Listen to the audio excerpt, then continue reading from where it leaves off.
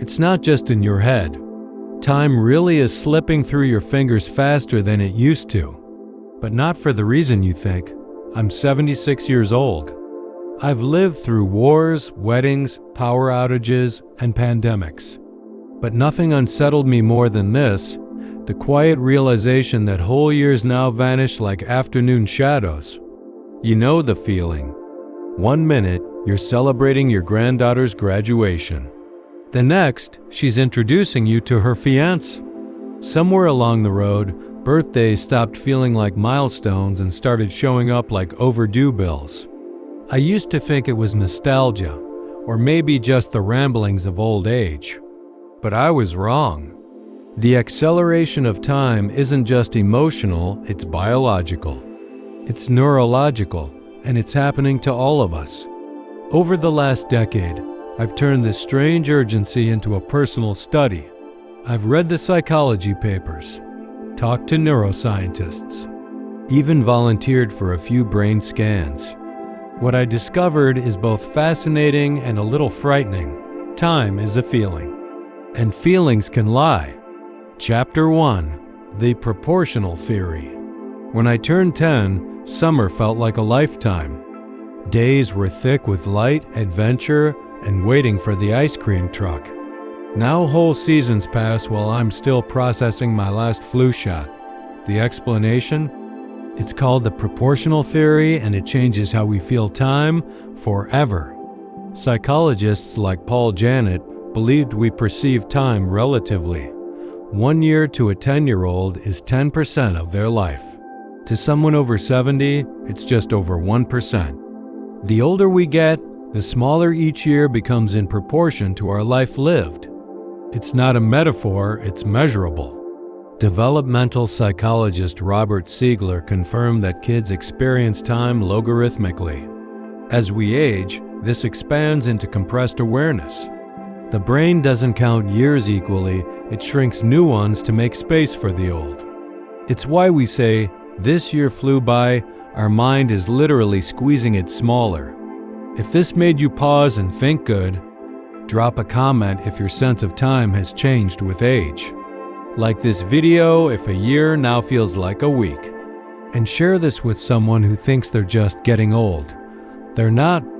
Their brain is doing the math quietly but relentlessly. Chapter 2: Memory Density. The Weight of Newness. Do you remember what you ate for dinner last Thursday? Probably not. But your first kiss? Your wedding? The birth of your first child? The brain doesn't treat all time equally. It stores novelty, emotion, and meaning with greater weight. That's why youth feels longer. We were constantly experiencing something new. Neuroscientist David Eagleman calls this memory density. The more distinct memories we form in a time period, the longer it seems in hindsight. That's why our childhoods feel stretched and our adult years collapse into blurs. Novelty thickens time. Routine flattens it. As we age, we trade variety for stability. We stop chasing firsts and our days become familiar. Repetition dulls memory formation. The brain compresses similar days into one mental snapshot, and before we know it, 3 months feel like 3 moments. So maybe time isn't speeding up. Maybe our lives just stopped surprising our brains. And if that's true, then reclaiming time may not mean more years, it might simply mean more newness. A small risk, a different walk, a story worth remembering.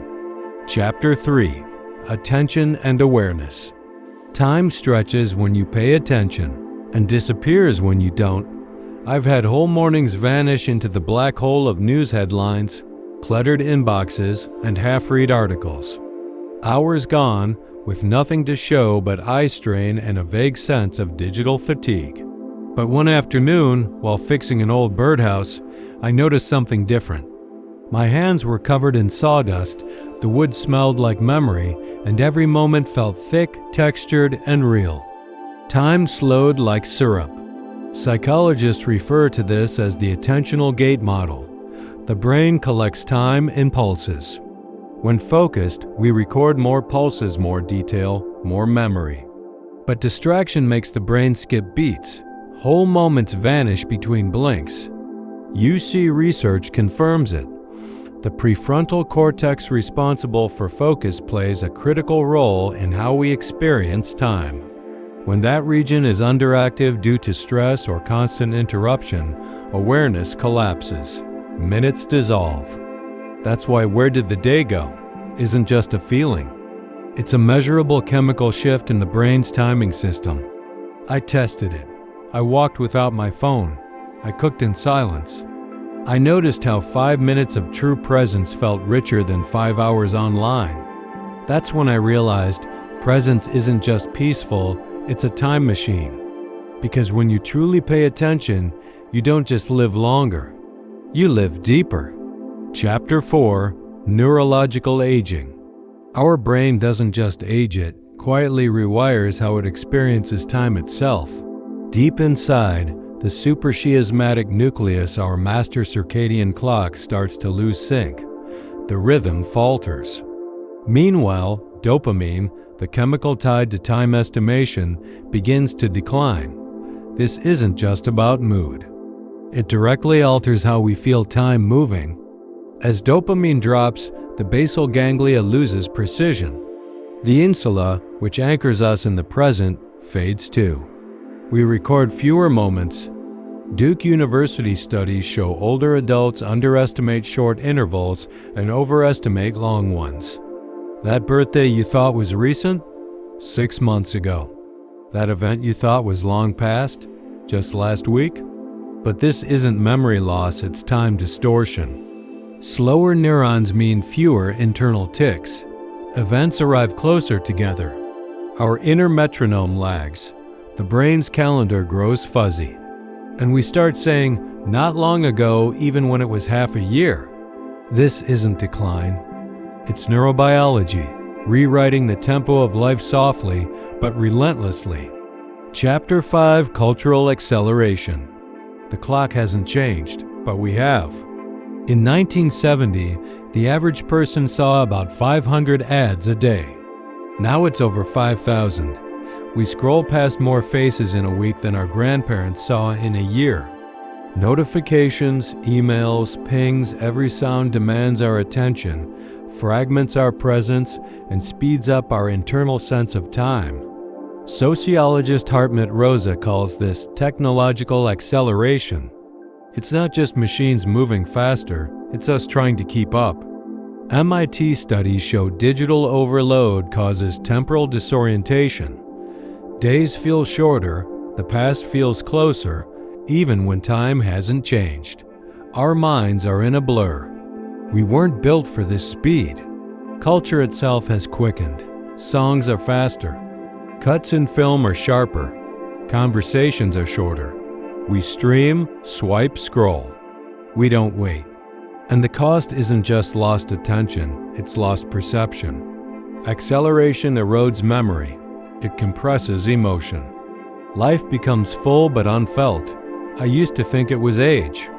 But maybe it's just speed. If life feels like a blur pause, comment one thing that slowed you down this week. Like this video if you're ready to take your pace back. Share it with someone you care about who's running too fast to notice what they're missing. Because slowing down isn't failure. It's a form of resistance. Chapter 6: Reflection and Regret.